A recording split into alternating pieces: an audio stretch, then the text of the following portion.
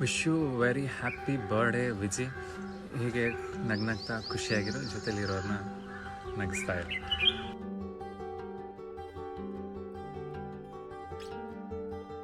ವೀಕ್ಷಕರೇ, ಫೋಟೋದಲ್ಲಿರುವಂತಹ ವ್ಯಕ್ತಿಯನ್ನ ನೀವು ಸೋಷಿಯಲ್ ಮೀಡಿಯಾದಲ್ಲಿ ನೋಡೇ ಇರ್ತೀರ.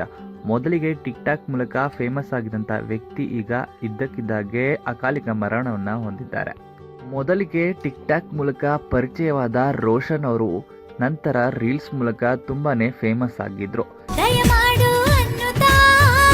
ಅಷ್ಟೇ ಅಲ್ಲದೆ ಯಾವಾಗ್ಲೂ ಖುಷಿಯಾಗಿನೇ ಇರ್ತಾ ಇದ್ರು ಅಂತಾನೆ ಹೇಳ್ಬೋದು. ನಗುಮುಖದ ಒಡೆಯ ಅಂತಾನೆ ಹೇಳ್ಬೋದು ಇವರನ್ನ. ಇದ್ದಕ್ಕಿದ್ದಾಗೆ ಅಕಾಲಿಕ ಮರಣವನ್ನ ಹೊಂದಿದ್ದಾರೆ.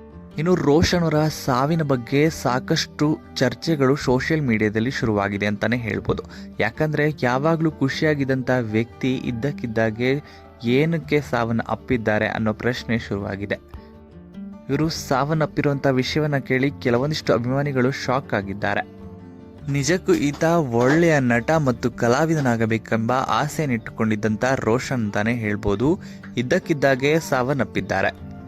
ಇನ್ನು ಇವರು ಮನೆಯಲ್ಲಿಯೇ ಸೂಸೈಡ್ ಮಾಡಿಕೊಂಡಿದ್ದಾರೆ ಎಂದು ವಿಷಯ ಕೇಳಿ ಬರ್ತಾ ಇದೆ. ಇದಕ್ಕೆ ಯಾವುದೇ ರೀತಿಯ ಕಾರಣ ಇನ್ನೂ ತಿಳಿದು ಬಂದಿಲ್ಲ. ಇನ್ನು ರೋಷನ್ ಅವರ ಫ್ರೆಂಡ್ಸ್ಗಳು ಹೇಳ್ತಿರೋ ಪ್ರಕಾರ ನೋಡೋದಾದ್ರೆ ಕೆಲವೊಂದಿಷ್ಟು ಊಹಾಪೋಹಗಳು ಸದ್ದು ಮಾಡ್ತಾ ಇದೆ. ಅವರ ಫ್ರೆಂಡ್ಸ್ ಹೇಳ್ತಿರೋ ಮಾಹಿತಿ ಪ್ರಕಾರ ನೋಡೋದಾದ್ರೆ ಅವರ ಫ್ಯಾಮಿಲಿ ಪ್ರಾಬ್ಲಮ್ ಇಂದ ಸೂಸೈಡ್ ಮಾಡಿಕೊಂಡಿದ್ದಾರೆ ಎನ್ನಲಾಗ್ತಾ ಇದೆ. ಆದರೆ ಅವರ ಸಾವಿಗೆ ನಿಜವಾದ ಕಾರಣ ಏನೆಂದು ನಿಜಕ್ಕೂ ತಿಳಿದು ಬಂದಿಲ್ಲ. ಇನ್ನು ರೋಷನ್ ಅವರು ಕೆಲವು ದಿನಗಳ ಹಿಂದೆ ಅಷ್ಟೇ ಮದುವೆ ಕೂಡ ಆಗಿದ್ರು. ಆದರೆ ಇದ್ದಕ್ಕಿದ್ದಾಗೆ ಸಾವನ್ನ ಅಪ್ಪಿದ್ದಾರೆ. ಏನೇ ಆದರೂ ಕೂಡ ಈ ನಿರ್ಧಾರವನ್ನ ತೆಗೆದುಕೊಳ್ಳಬಾರ್ದಿತ್ತು. ಇದು ನಿಜಕ್ಕೂ ಬೇಸರದ ಸಂಗತಿ ಅಂತಾನೆ ಹೇಳ್ಬೋದು. ಇನ್ನು ರೋಷನ್ ಅವರು ಈ ರೀತಿಯಾಗಿ ತಪ್ಪು ನಿರ್ಧಾರವನ್ನ ತೆಗೆದುಕೊಂಡಿದ್ದು ಎಲ್ರಿಗೂ ಬೇಸರವಾದ ಸಂಗತಿ. ಇನ್ನು ಈ ವಿಡಿಯೋ ಇಷ್ಟ ಆಯ್ತು ಅಂದ್ರೆ ಲೈಕ್ ಮಾಡಿ. ಹಾಗೇನೆ ರೋಷನ್ ಅವರು ಈ ರೀತಿ ನಿರ್ಧಾರ ತಗೊಂಡಿರೋದ್ರ ಬಗ್ಗೆ ನಿಮ್ಮ ಅನಿಸಿಕೆಯನ್ನ ಕಮೆಂಟ್ ಮೂಲಕ ಕಮೆಂಟ್ ಮಾಡಿ ತಿಳಿಸಿ.